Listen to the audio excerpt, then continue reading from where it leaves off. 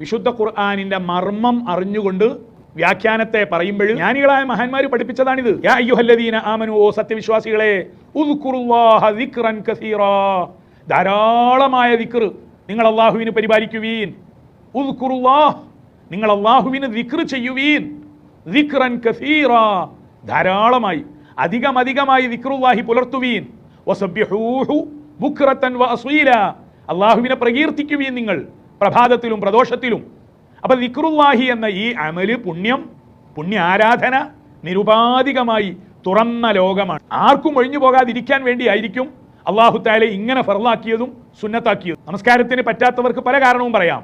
എനിക്ക് ശുദ്ധി ഉണ്ടായിരുന്നില്ല, എനിക്ക് വസ്ത്രം കിട്ടിയില്ല, എനിക്ക് കഅബ ഷരീഫിന്റെ ദിശ മനസ്സിലാക്കാൻ പറ്റിയില്ല, അതുകൊണ്ട് എനിക്ക് അവിടെ വെച്ച് സുന്നത്ത് നമസ്കരിക്കാൻ കഴിഞ്ഞില്ല.